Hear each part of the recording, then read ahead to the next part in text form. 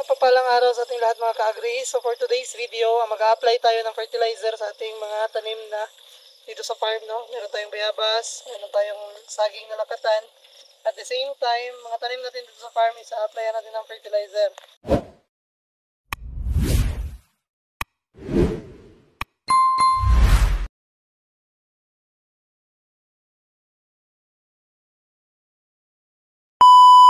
So what I have here is itong ating synthetic fertilizer na triple 14.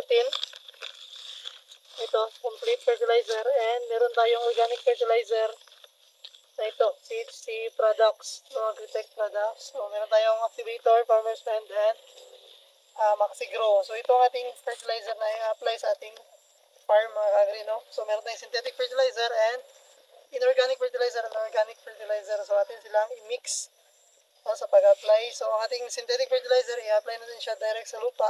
And itong ating organic fertilizer is ating ipupulyar sa ating mga pananim, no? Especially sa mga dahon ng ating mga pananim.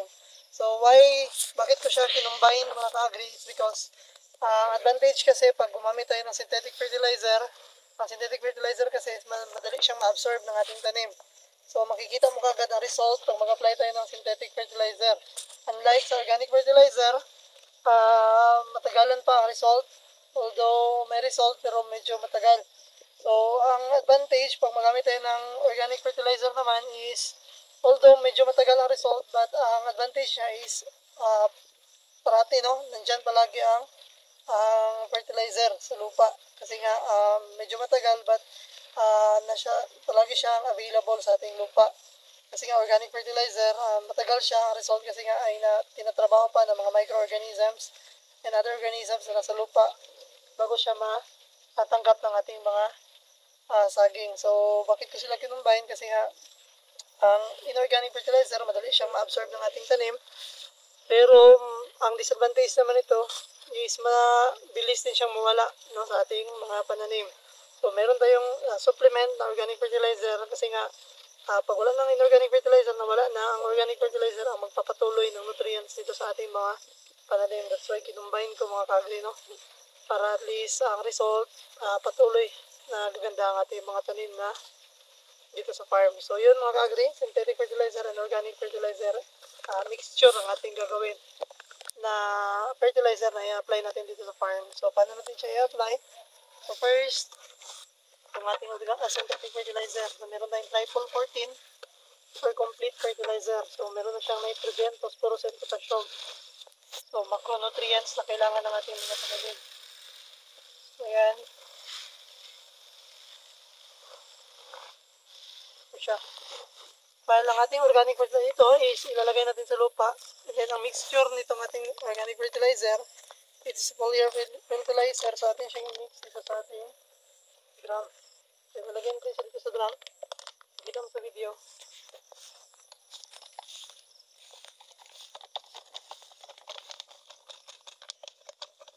Okay, ganyan lang. So it is a living organisms mga ka-agri na ang nandito. So sila yung magtatrabaho or mag-activate itong ating activator. I-activate niya ang mga microorganisms, mga enzymes sa ating lupa. So pwede lang siya i-mix ang ating activator, farmer's friend, and Maxigrow. So i-mix lang natin sila. Isahan lang natin sa pag-apply ng ating mga organic fertilizer. Ayan. So, ma-activate ito siya within 4 to 12 hours bago natin siya i-apply. So, after natin mag-abono, maya-maya, apply tayo dito ng ating organic fertilizer, and meron tayong Maxigrow. So, ito.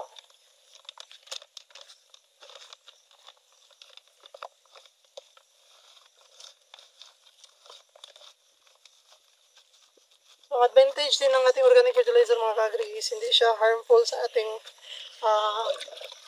na mga farmer, no? Hindi siya harmful kasi nga organic, hindi siya makaka-apekto sa ating kalusugan. So yan, ito ang aking foliar fertilizer, itong ating mga organic fertilizer. Ito, madalang lang kung gagamit itong ating synthetic fertilizer. Most probably mga 1 hanggang 2 sako lang tayo sa isang taon ang ating i-apply na synthetic fertilizer. So ito talaga ang ating weekly na i-apply itong ating organic fertilizer. So yan, ma-activate ito siya dito sa ating tubig. And then natin itong sasalain mamaya mga kagri. Ilalagay natin dito sa knapsack and yan ang ating i-spray after natin mag-abono. So first natin gagawin yan is mag-abono muna tayo. So hayaan lang natin yan siya dyan.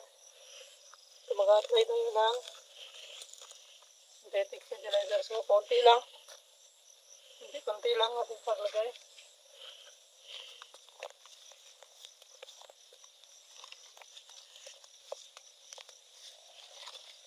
Ayan, ito nga abunuhan.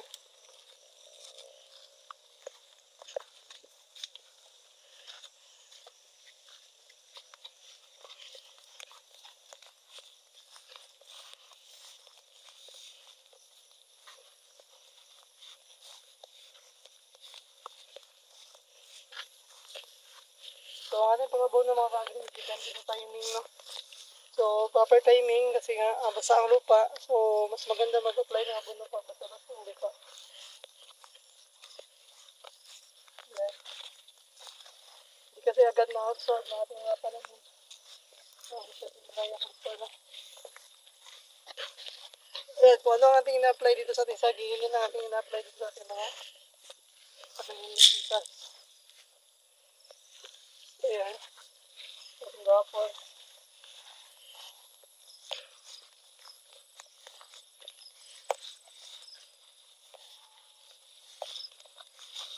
At ngayon, hindi ko na ako mag-abono sa ating gapol masyado kasi nga hindi pa siya na round weeding. By tomorrow siguro, after niya ma-round weeding, malinisan ang kanyang palibot. Doon tayo mag-apply nitong ating inorganic fertilizer which is ang ating complete fertilizer. Ngayon, isa-apply ko lang muna sa kanila is foliar fertilizer sa lahat. Ang ating synthetic fertilizer sa priority natin ngayon sa ating saging. Kasi nga, bago na siya malinisan. Ayan.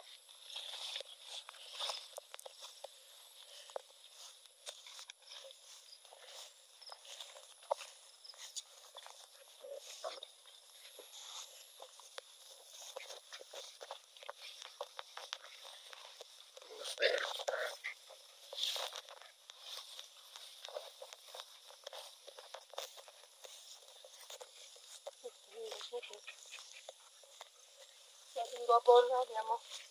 Dito siya nalinisan mga kagri, kaya dito muna siya applyan ng abono. Dito muna tayo mag-focus sa ating mga saging.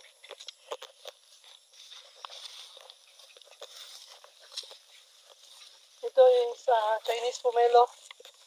Chinese pomelo mga kagri. Yan, malinis siya. So, dapat siya applyan.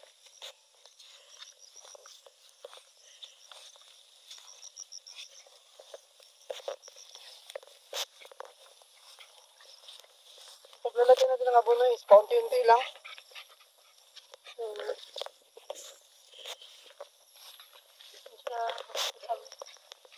Dapat ang ating matay.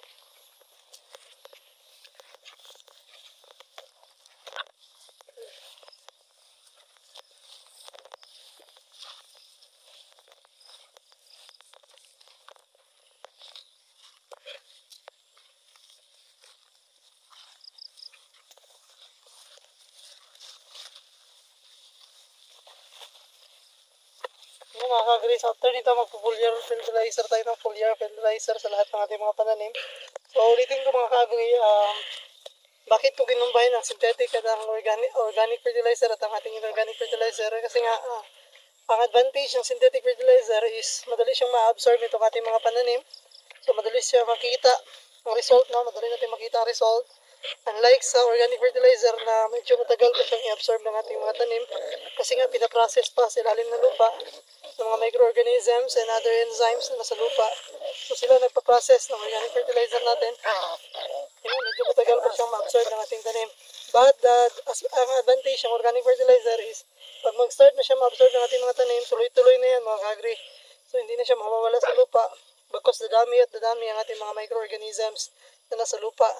Ang synthetic fertilizer, ang disadvantage niya is madali lang siyang ma-absorb. Advantage niya, madali siyang ma-absorb ng ating tanim, but ang disadvantage niya is madali din siyang mawala sa lupa. That's why meron tayong supplement na organic fertilizer. So, synthetic fertilizer, hindi natin masyado siya i-apply sa ating farm. Most probably, mga 1 sack o 2 sacks lang tayo per year. Ating ilalagay dito at least for the vegetative stage, growing stage, and sa harvesting stage, sa kanyang pag-fruiting stage ng mga kagri. Doon tayo mag-apply ng synthetic fertilizer. So, hindi siya parati apply synthetic fertilizer. So, apply lang tayo pag kailangan ng ating mga pananim. So, yun lang mga kagri. Salamat sa inyong panonood. And please like and subscribe for more videos pa na ating i-upload. So, God bless everyone.